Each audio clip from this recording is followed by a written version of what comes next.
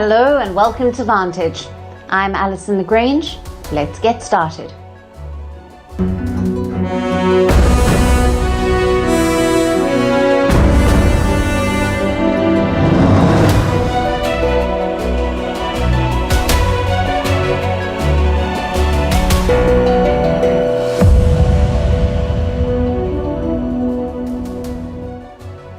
The global economy is slowing down, but India is holding steady.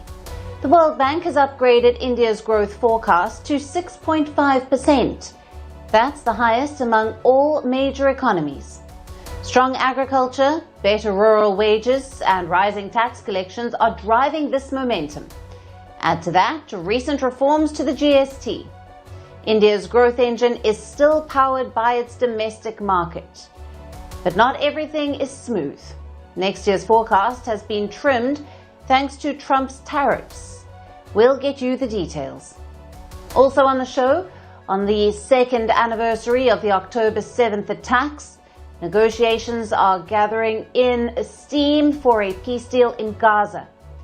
How China and Iran are pushing back against Trump and skirting sanctions. Is naval diplomacy India's next big bet amid geopolitical headwinds? And how AI is resurrecting the dead? Is it a healthy trend? First, as always, the headlines. Prime Minister Narendra Modi speaks with Russian President Vladimir Putin. During the call, he congratulated the Russian president on his 73rd birthday and reiterated his commitment to further deepen ties between the two countries. The Indian Prime Minister also invited President Putin for the 23rd India-Russia Annual Summit, which will be held later this year. While the Russian leader briefed Prime Minister Modi on the latest developments regarding the war in Ukraine. British Prime Minister Keir Starmer will begin his two-day visit to India tomorrow. While in India, he will hold talks with Prime Minister Narendra Modi. Starmer's visit comes just months after India and the UK signed the Comprehensive Economic and Trade Agreement. This is the British Prime Minister's first visit to India since he came to power in 2024. Syria announces a comprehensive ceasefire with Kurdish forces after a meeting between their President Ahmed al-Sharaa and Kurdish leader Mazloum Abdi that followed deadly clashes in the northern city of Aleppo. But Syrian authorities have rejected Kurdish demands for a decentralized government, giving them greater autonomy. Madagascar's president appoints an army general as the country's prime minister as he hopes to quell surging protests against his leadership that have plunged the country into crisis. The demonstrations, which started last month, have now grown into an angry campaign demanding the president's resignation. Hundreds of bus drivers in Peru's capital Lima end their strike. The decision comes after the government agreed to hold talks over widespread extortion fueled by organized crime and the murder of 47 drivers this year. Most companies had joined the strike after gunfire killed a driver and injured another over the weekend. And the Nobel Prize in Physics is awarded to a trio for their work on quantum physics in action. The prize was in recognition of experiments in the 1980s which showed that quantum tunneling can also be observed on a macroscopic scale, involving multiple particles, by using superconductors.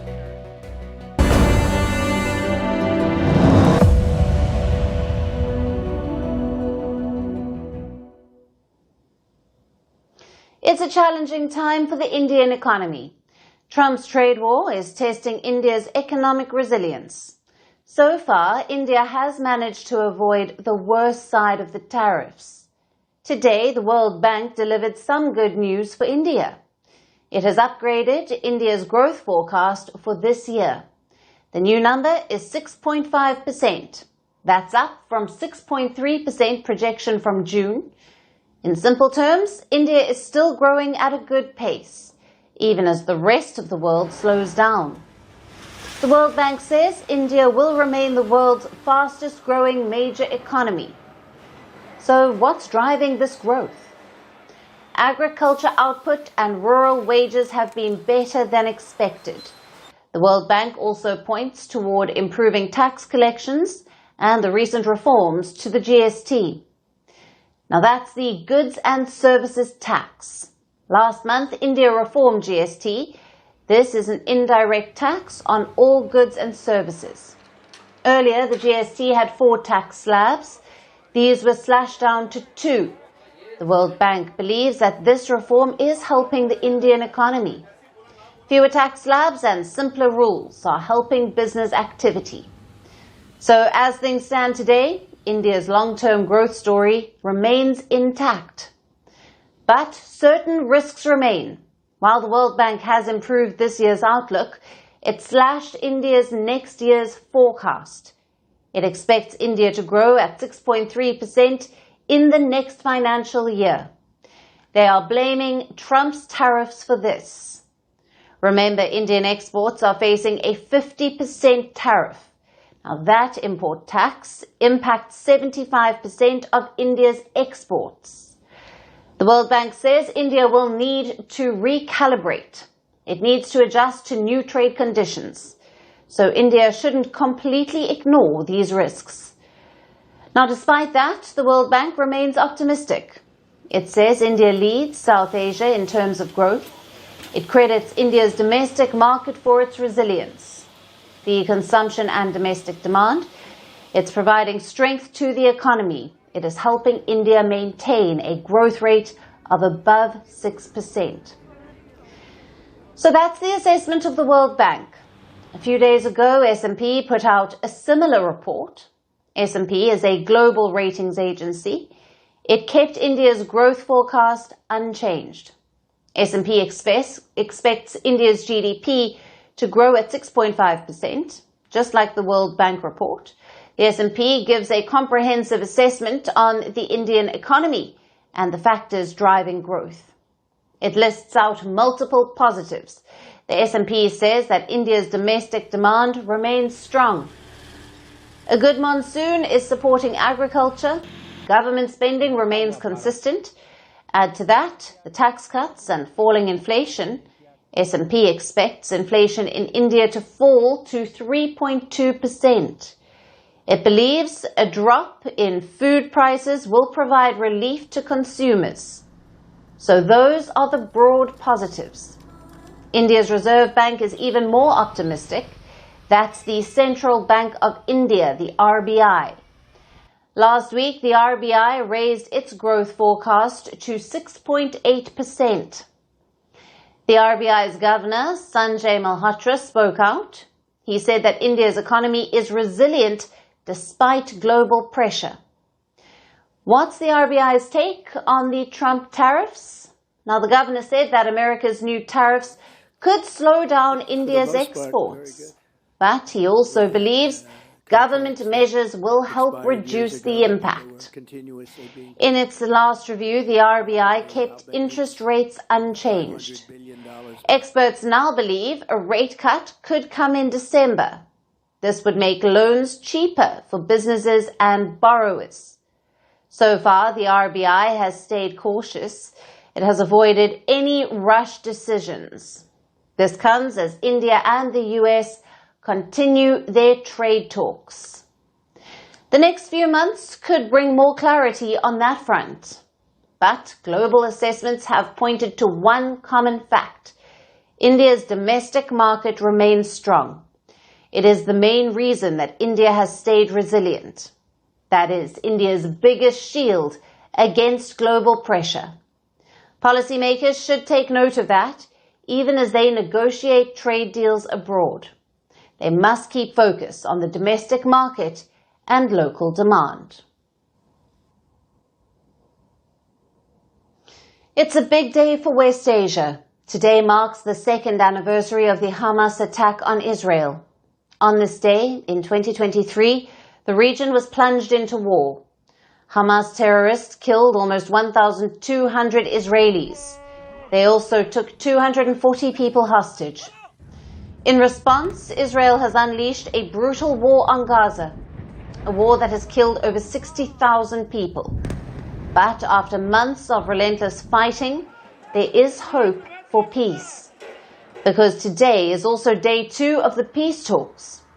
Israeli and Hamas negotiators are currently in Egypt, in the Red Sea town of Sharm el-Sheikh. They are not meeting directly.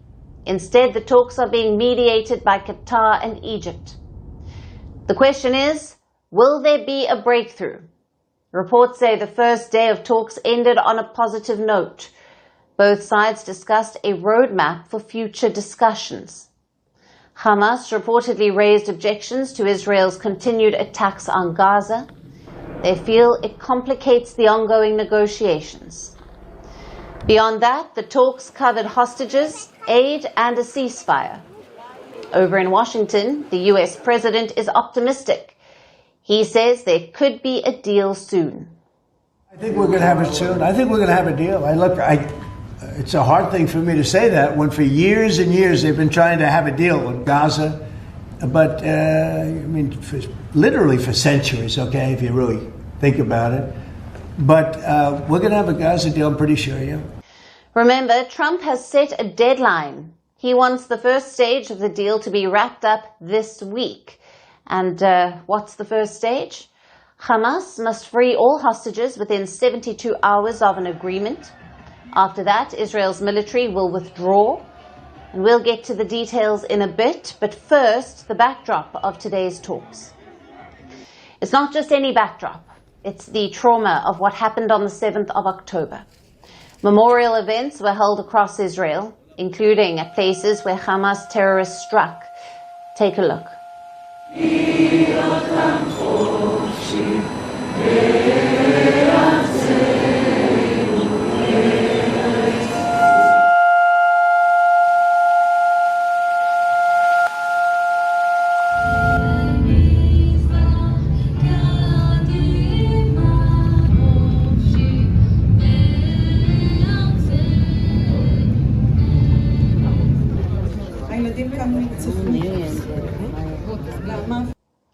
In Jerusalem, there were protests. It was led by the families of the hostages held in Gaza. They carried pictures of their captive kin. They also urged the Israeli government to end the war, to strike a deal to bring back the hostages. There is a deal on the table. There is an opportunity to end this war and bring everybody back home. We all deserve it. We deserve it. Our neighbors deserve it. We want this war to end and all to come back to their homes. For President Trump, you are the one that can bring them home now. Please make it happen. And again, I want Tal. I want Lur that was kidnapped from near Yitzhak together with Tal, and all the 46 hostages in one deal home this week. Thank you. Over in Gaza, the attacks continue. Israel has carried out multiple airstrikes on Gaza. Since Friday, when the deal was proposed, more than 100 people have been killed. Just today, around 8 people lost their lives, meaning the attacks continue. Yes, the intensity has reduced, but people are still dying, which brings us to the sticking points. There are 3 main ones. The first is disarmament. Trump and Israel want Hamas to surrender its arms. That's non-negotiable for Netanyahu. Israelis say it's necessary to ensure there is no repeat of the 7th of October. Basically, the plan is to defang Hamas, but the group has not agreed to this demand yet. They feel disarming will leave Hamas vulnerable to Israeli attacks, if not today, then in the future. Now, the second sticking point is hostages. Trump's deal requires Hamas to free all 48 hostages, that too within 72 hours of a deal. Again, that's a risk for Hamas. Once the hostages are freed, Hamas has no bargaining chip. They will have to hope that Israel holds up its end of the bargain. And the final sticking point, no future role for Hamas in governing Gaza. Again, this could be a red line. Hamas has enjoyed political relevance since taking over Gaza. If they give that up, they won't be at the table. They may have no say in a future Palestinian state. These are likely to be the 3 major sticking points in Egypt. Now, there are 2 ways of looking at it. One, this is to be expected. Hamas has lost the war on the battlefield, so it's natural for Israel to make maximalist demands. and there are also historical precedents for disarming the losing side. Now that's one way of looking at it. The other way is this. These demands make the livelihood of a deal less, and no deal equals more deaths. But as things stand, there is optimism in the air because there is pressure from all sides. Trump and the hostage families are pressuring Netanyahu. The Arab countries are pressuring Hamas.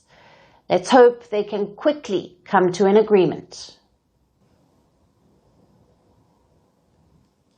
Donald Trump is breaking an unwritten rule of U.S. politics. He is deploying U.S. soldiers into U.S. cities, that too on flimsy premises. On Trump's radar, there are two Democratic cities, Chicago in Illinois and Portland in Oregon. The president is taking soldiers from Republican states and deploying them in these cities. Why? Over allegedly rising crime. But the move has split public opinion in America because this is a country built around opposition to tyranny. So deploying U.S. soldiers on U.S. soil has been considered a strict no. Why then is Trump doing it? And what's the fallout? Our next report tells you more. Global fight like World War II. The U.S. Army knew our troops needed more than courage. Fight for civil rights. The U.S. Army is the most powerful in the world. They have fought in the trenches of World War II and the arid wastelands of Iraq and Afghanistan. But President Donald Trump has a new assignment for them: tackling crime in U.S. cities. At the center of this mission is the National Guard. These are backup soldiers stationed in American states. If needed, they are activated for federal missions, mostly at the request of those states. But Trump says he needs them. He has already deployed these soldiers to 4 U.S. cities: Washington, D.C., Los Angeles, Memphis, and Portland. His next target is Chicago. All these cities are ruled by the opposition Democrats, and Trump says these cities are riddled with crime. In Chicago, the trigger was an incident that happened on Monday. An armed woman rammed her car into Trump's immigration agents. Within hours, Trump ordered 300 soldiers into Chicago. Immediately, Illinois' Democratic officials pushed back. They have filed some 40 lawsuits against the Trump administration. The state's governor says the White House is spreading chaos. I refuse to let Donald Trump, Kristi Noem, and Gregory Bovino continue on this march toward autocracy. Their plan all along has been to cause chaos, and then they can use that chaos to consolidate Donald Trump's power. A judge has refused to block the deployment in Chicago. Instead, she has asked the White House for an explanation by Wednesday night. If the reasoning is flimsy, the deployment could be blocked. Watch out, watch out!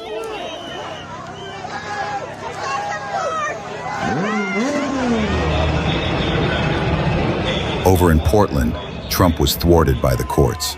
A judge ruled that the president's claims on crime were untethered to facts. She also flagged concerns about the sovereignty of states. Thus, the deployment to Portland was blocked. But Trump isn't giving up. He is planning to appeal the court's verdict. And if all else fails, Trump has floated a nuclear option, invoking the Insurrection Act.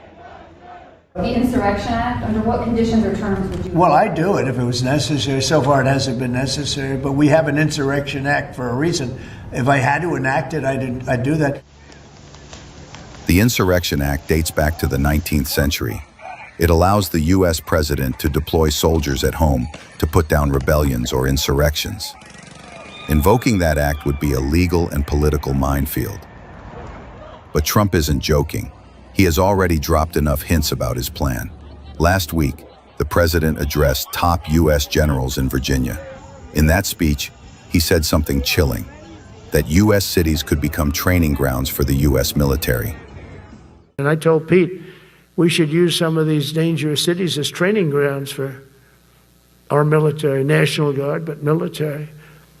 Because we're going into Chicago very soon. That's a big city with an incompetent governor, stupid, stupid. In a country like the US, such statements cut deep. America was founded on revolutionary values. Its political culture is dominated by themes of standing up to tyranny and authority, which is why deploying US troops on US soil was a strict no. Other presidents have done this, but often to quell riots or at the request of the state. But Trump is doing it unilaterally. In doing that, he has set the stage for a legal and constitutional crisis.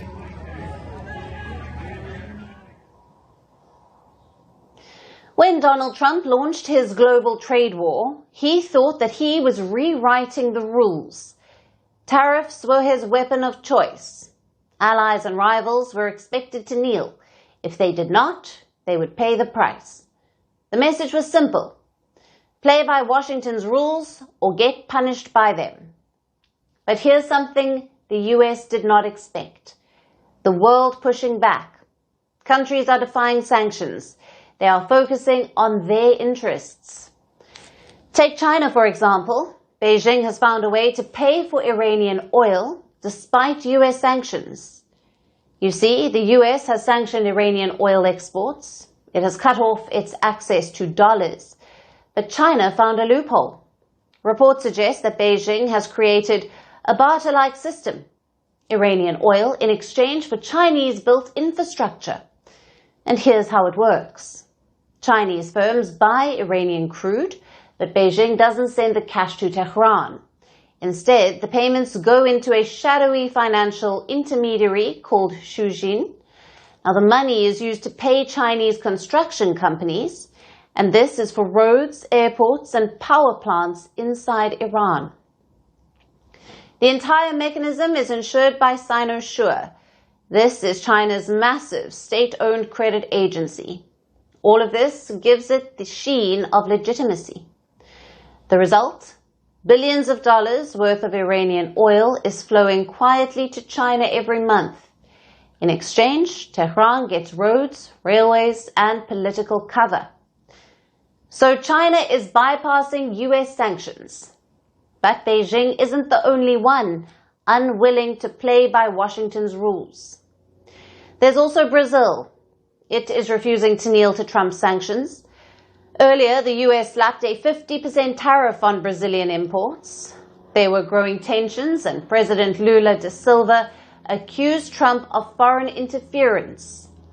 But now he has done something different. Lula directly dialed Trump, turning the fight into friendship. Their chat was unexpectedly warm. The two leaders laughed about old meetings at the UN, and they promised to visit each other.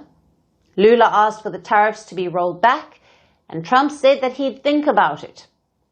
The two even floated the idea of future visits, Trump to Brazil and Lula to Washington. But make no mistake, this wasn't just diplomacy, it's strategy. Brazil is too big of a player to sideline, and Trump knows that too. So engagement is the only way forward. And that's what both sides are focusing on. Then there's India. Trump too has imposed a 50% tariff on the country. The two sides are still engaging.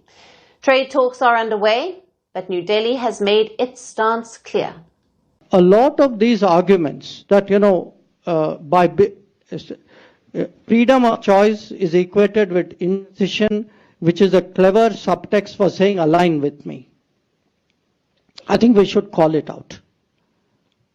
We should say that, look, that's not the way I consider. When we were much weaker, we didn't do it.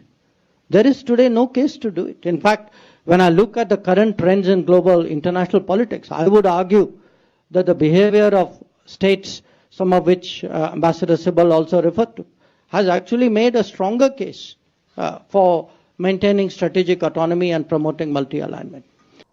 And that's exactly what India is doing, securing its interest. This is strategic autonomy, and India's Foreign Minister S. Jaishankar reminded everyone why. Back in 1971, when India faced a US-China-Pakistan axis, it signed a friendship treaty with the Soviet Union. It wasn't because it just needed an ally. It is because it needed options. Today, that same doctrine still stands. In a world of tariffs, sanctions and unpredictable power, India won't put its future in anyone else's hands. Its foreign policy remains guided by multi-alignment, and that is partnerships without dependence.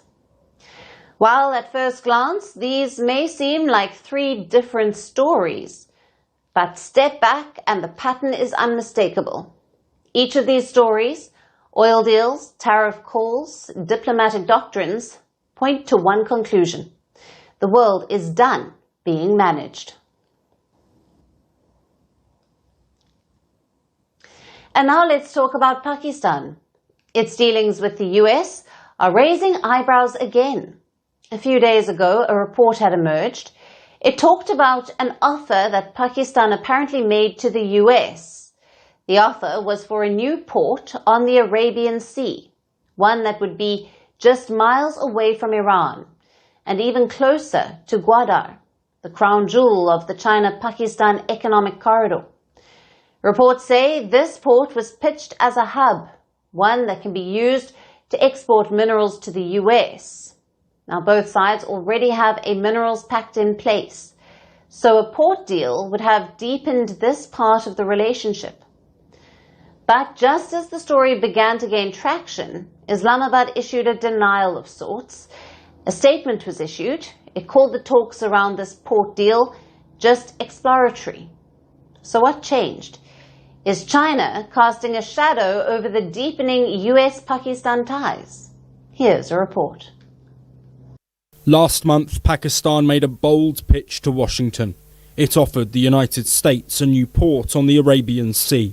Reports say the idea was discussed between officials on both sides, and it was shared with Pakistan's Army Chief Asim Munir. The plan to build a commercial port at Pasni and use it to export critical minerals to America. It wasn't formal policy, but it was serious enough to be mentioned before a White House meeting. Pasni is a coastal town in Balochistan. It lies just over 100 kilometres from Gwadar, the site of a China-backed port, and about 160 kilometres from Iran's border. Pasni sits near the Strait of Hormuz, one of the world's busiest oil routes. The area is highly strategic. Control over this stretch of sea gives access to West Asia, Central Asia and beyond. The port plan also included a new railway. This would link Pasni to Pakistan's mineral-rich western provinces. Pakistan is sitting on valuable deposits. That includes copper and antimony, a vital ingredient in batteries, fire retardant and missiles. Pasni was pitched as a shipping terminal for these critical minerals. The estimated cost of the project was pegged at $1.2 billion. It would be funded by Pakistan and US-backed development finance. This offer came on the back of a minerals deal. A US company, Strategic Metals, signed a pact in September.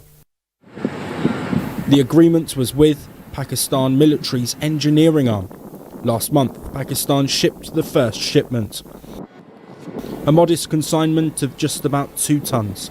So, a port deal would have certainly facilitated a larger trade link. But then came the U-turn. Just days after the story broke, Pakistan backtracked. A senior Pakistani security official called the talks exploratory. He said the army chief had no official advisors and denied any plan to hand over port security to a foreign power. So officially, the project does not exist, but the timing of the denial raised eyebrows. This because China is watching. In April of 2015, Xi Jinping launched the China-Pakistan Economic Corridor, CPEC. Alongside then PM Nawaz Sharif, they unveiled a $46 billion plan. Today, it's worth over $62 billion. That's 1/5 of Pakistan's GDP. The flagship project of CPEC is Gwadar Port. It has been declared fully operational since 2021. Pakistan calls it the crown jewel of the corridor. So, a rival port nearby, backed by the US, would not go unnoticed in Beijing. Chinese state media is yet to comment on these reports, but the silence says a lot. Pakistan's denial may have come from its own capital, but the message, perhaps, was meant for another one. Because when it comes to ports, minerals and influence, China doesn't like surprises on its flanks.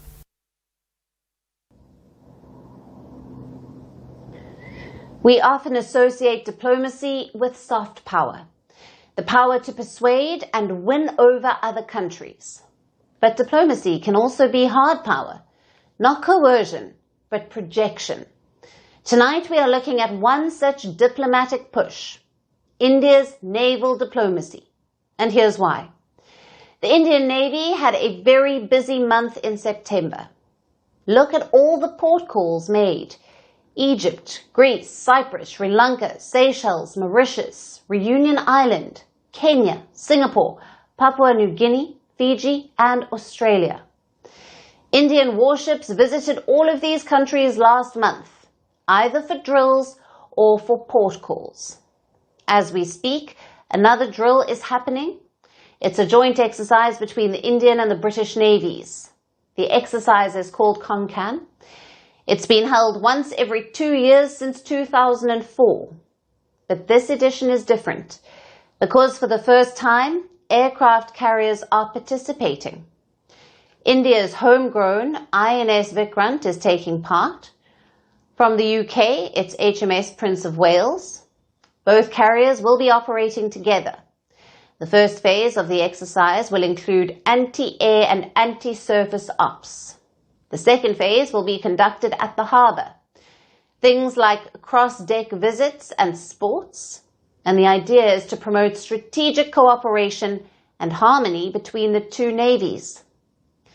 A similar drill was held last year as well, and that was between the Indian and the Greek navies. It was the first ever bilateral naval exercise between the two. The Navy's calendar is packed with such drills. There are drills with the Quad, with Bangladesh, with France, with Indonesia, with Japan, and with ASEAN countries. Now, this isn't just about military posturing. It's also about diplomacy. The question is, how does naval diplomacy help? And why is India doing it? The Indian Navy's diplomatic role is well established. Look at the Navy's official website.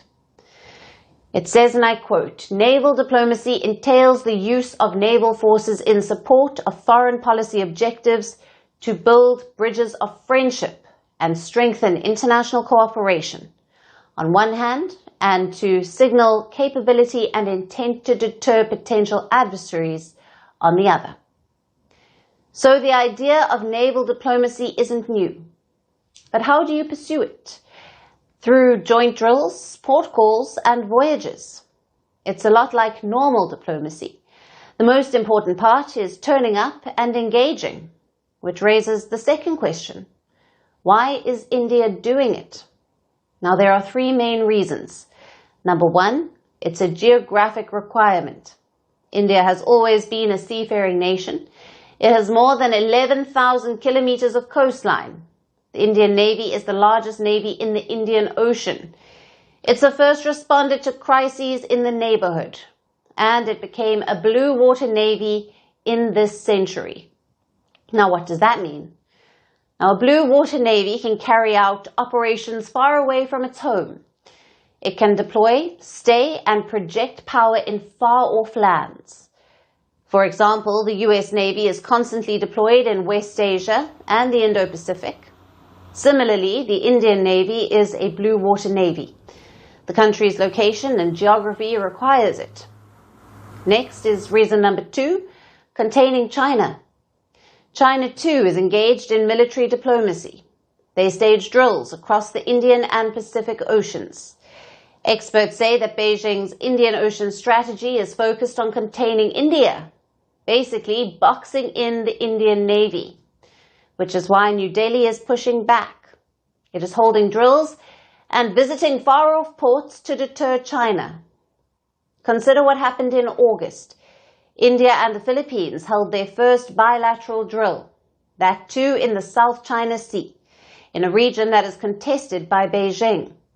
So naval diplomacy helps India to keep the oceans free, to push back against China's dangerous claims.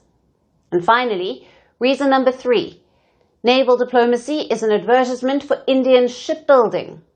Currently, India makes up less than 1% of the global shipping market. The government's goal is to turn that around. How? Through naval diplomacy. We saw an example back in 2023. India gifted an in-service corvette to Vietnam, a warship that had been built in India. So don't underestimate the power of naval diplomacy. It is not just about voyages and drills. It's about building bridges. France was once a part of the proud engine that powered Europe. Now it looks like it's running out of fuel. The economy is staggering, the debt is ballooning, and the country has gone through 5 prime ministers in less than 2 years. President Emmanuel Macron has tasked the outgoing prime minister to hold crisis talks, a last-ditch effort to navigate through this crisis. But how did France reach this point? And what does it mean for the Republic? Our next report tells you. Once upon a time in Paris, the revolution. Not the fiery kind that gave France the guillotine, but a democratic revolution, a bridge between the left and the right. In 2017, Emmanuel Macron was young, bold and brimming with optimism. 8 years later, he's standing on political quicksand. His 7th Prime Minister since 2017 has resigned. The economy is staggering, and Macron has tasked this outgoing Prime Minister, Sébastien Lecornu, to hold crisis talks, to find a way to end this impasse. But is it really that easy? Let's start with the basics. France's national debt stands at 114% of GDP, around $3.9 trillion. Its annual deficit is 5.8%, and the cost of servicing that debt, the interest alone, will hit $70 billion this year. That is more than what France spends on anything except education and defence. And it's not that the French government doesn't spend. In fact, it spends more than anyone. Public spending is a whopping 57% of the GDP.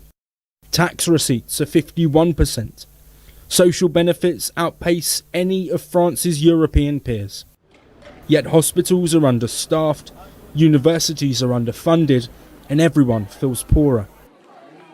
How can a country that spends this much feel this broke? Well, that's the French paradox.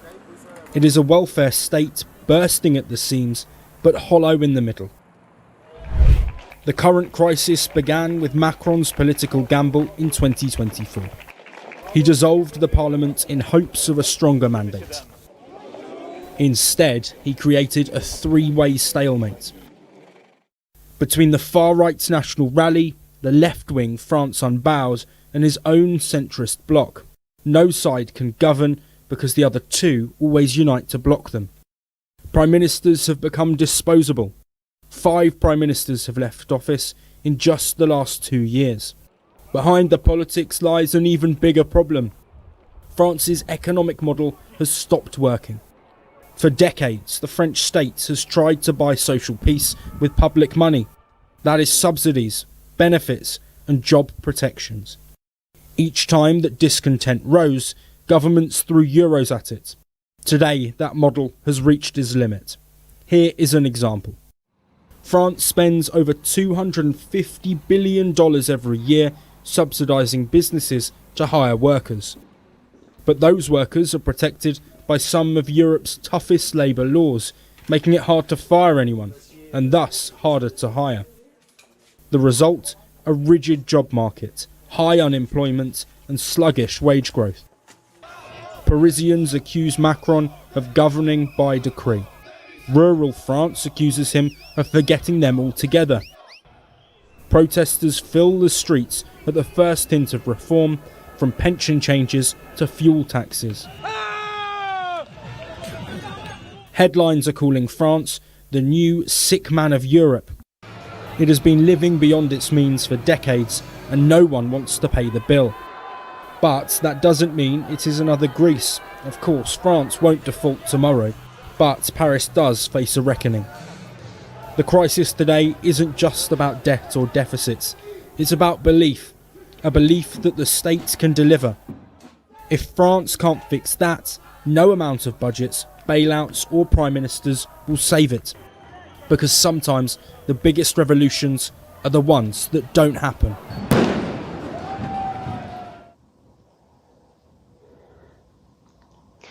For nearly 2 centuries, coal has been the black heart of industrial progress. It powered empires, factories, and modern life. And now the world has finally moved on. The energy balance has finally tilted toward renewable energy. According to a new report, renewable energy didn't just grow, clean energy has sprinted ahead. In the first 6 months of 2025, solar output surged by nearly a third compared to last year. It met 83% of the global increase in electricity demand. Wind power added its own gust of progress, growing 7%. Meanwhile, coal and gas use has dipped. Analysts call it a turning point. So who led this clean energy surge? It's being driven by China and India. China added more renewable energy capacity than the rest of the world combined. As a result, its fossil fuel use actually fell by 2%. And then there is India. India's renewable energy output grew 3 times faster than its electricity demand this year. Coal use fell by over 3%. Gas use went down by a staggering 34%. But while India and China sprint ahead, what about the traditional climate leaders? What about US and Europe? Well, they have stumbled. In the US, demand for electricity has risen heavily. Thus, coal use has gone up by 17%. In Europe, unpredictable weather crippled wind and hydro generation, and this has forced a return to gas and coal. Of course, energy transition is never linear. There's always a step backward, but the general trend is an indicator. Renewables are no longer the alternative. They are becoming the default. In fact, solar is expected to deliver 80% of all new renewable capacity by the end of the decade. But while India's grids are going green, its landscapes are turning unpredictable. I'm talking about freak weather. Floods, landslides, and heat waves are rewriting the country's geography. Punjab saw its worst deluge since 1988. Himachal Pradesh's mountains slid into the rivers below. Kolkata was underwater for 2 days. India is now the 6th most climate vulnerable country on earth. Between 1993 and 2022, it faced over 400 extreme weather events that have killed 80,000 people. It caused economic damage worth $180 billion. So, a report suggests the government is experimenting with something new: climate-linked insurance. How does it work? Basically, it is insurance that pays out not when you file a claim, but it pays out when the weather crosses a threshold. Say if the temperatures rise above 40 degrees Celsius for a week, or when rainfall exceeds a certain level. Now, the model is called parametric insurance. In fact, it could change how disaster relief works in one of the world's most climate-exposed nations. If implemented, India would become the first major economy to roll out a nationwide parametric insurance program. And this is not new. India's early experiments are already showing promise.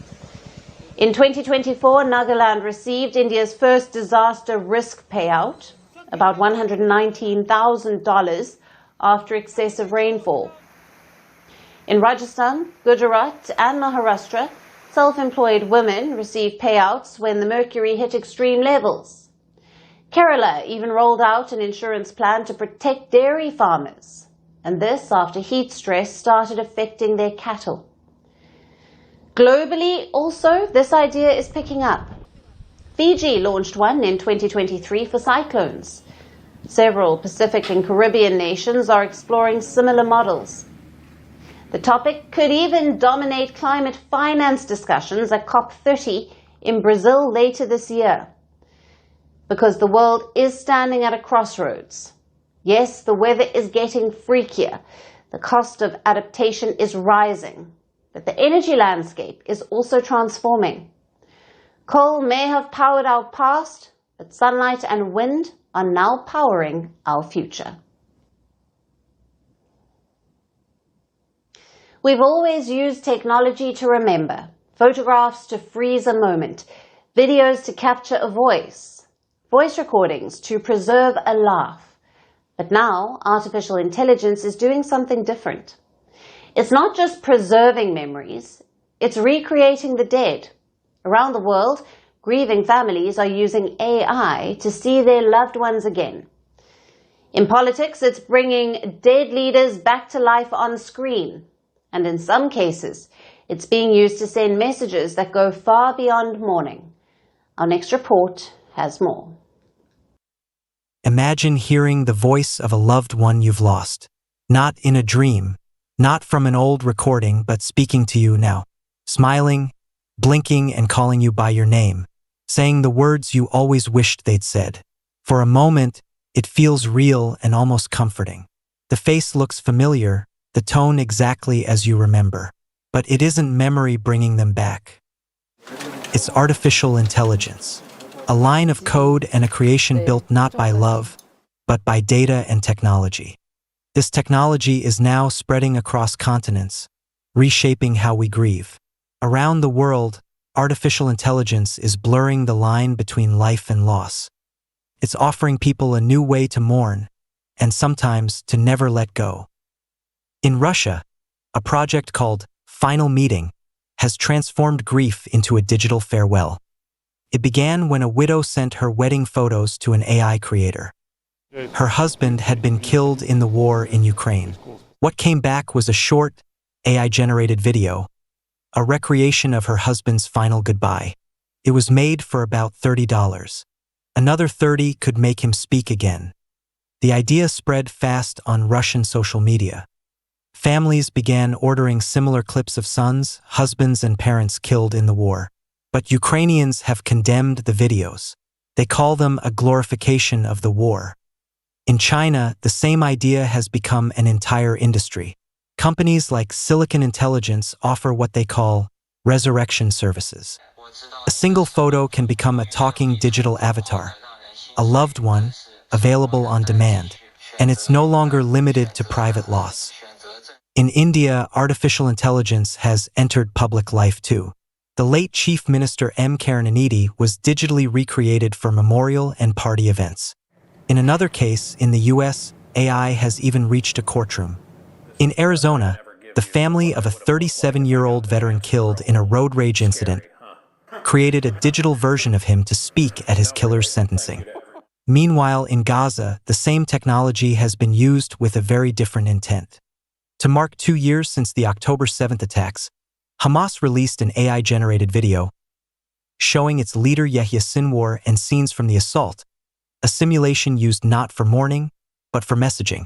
For some, these recreations bring solace, but for others, they raise alarm. Actress Zelda Williams has condemned AI recreations of her father Robin Williams. She's called them horrendous Frankensteinian monsters. Tech companies say they'll remove such content. But there is still no global rule that lets families say no on behalf of the dead. Psychologists say AI is reshaping grief itself. Some call it a perfect false memory machine. They warn it can trap people in replay, making loss something you relive instead of release. Others argue it can be therapeutic. What began as an experiment in tech labs has now become a global business. It's an industry projected to reach $80 billion worldwide by the next decade. Some call it the digital afterlife economy. But this innovation is now raising questions no one has yet answered. Can technology help us heal, or will it make it harder for us to let go?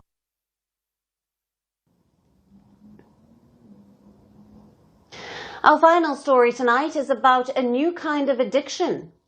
The world is smoking less than ever before, but nicotine is making a comeback through vaping.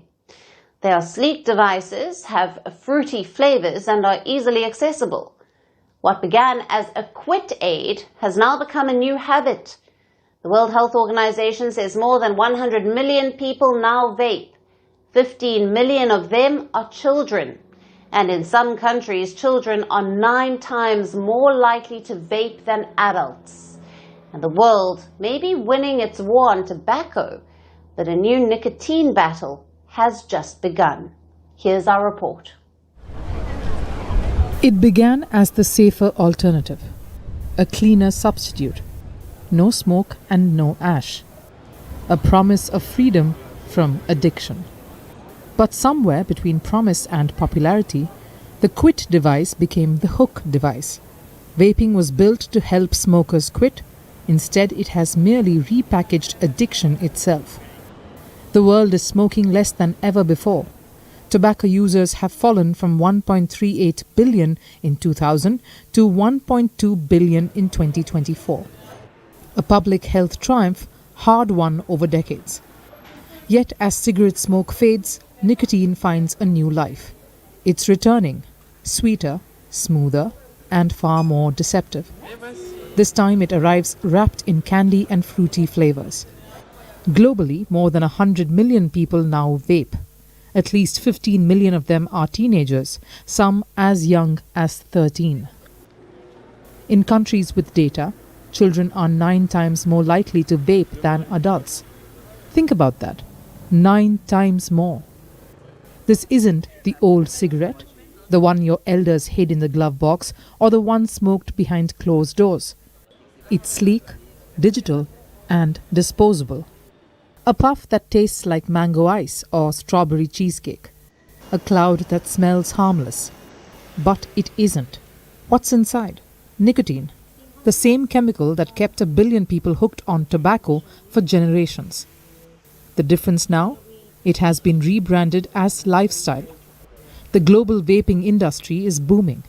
It was worth $29 billion in 2024. It is projected to hit $278 billion by 2033. That's almost a 10-fold jump. And who's driving that growth? Young consumers who are curious, social, and constantly online. It's not difficult to understand how. Scroll anywhere, from TikTok to YouTube, and it's there. Marketed not as addiction, but as an accessory. Colorful, portable, and cool. Meanwhile, traditional tobacco use continues to decline, a global success story that now comes with a caveat. Because as cigarettes fade, vapes rise. Same nicotine, but different packaging. And here lies the paradox. Vaping can allegedly help adult smokers quit. But for non-smokers, especially teens, it's often the first step in. A gateway that turns curiosity into dependence. So what is worse, the smoke or the substitute? Health experts agree vaping avoids tar and carbon monoxide. But it still damages blood vessels. It still affects lung tissue. It's less lethal than smoking, sure, but it's not harmless. And the brain does not distinguish between branding. Nicotine still hijacks it, especially when it's young. It builds tolerance, cravings, and withdrawal. That is addiction, whether from a cigarette or a vape. Around the world, governments are struggling to keep up. Many still have no laws or age limits on e-cigarettes. And tobacco companies are moving faster than regulation ever can. So here we stand, a world which is proud of driving down smoking rates, yet watches helplessly as a new nicotine culture rises from the mist. Perhaps the question is no longer whether vaping is safer. It is who is paying the price for that marginal safety. Is it adults seeking to quit, or children just beginning? The war on nicotine never ended. It simply changed its form. And now it's time for Vantage shots, images that tell the story. Argentinian President Milei plays rock star during his midterm campaign rally. Boat schools keep education afloat in flood-prone Bangladesh. And Hong Kong holds its mid-autumn festival Lantern Show. And finally, taking you back in history, on this day in 2001, a US-led coalition began bombing Taliban-controlled Afghanistan. The Taliban had been offering sanctuary to 9/11 plotters, including Osama bin Laden. Though the regime was toppled in 2 months, the war dragged on. It spanned 2 decades, becoming the longest war that America ever fought. Leaving you on that note, thanks for watching. See you tomorrow.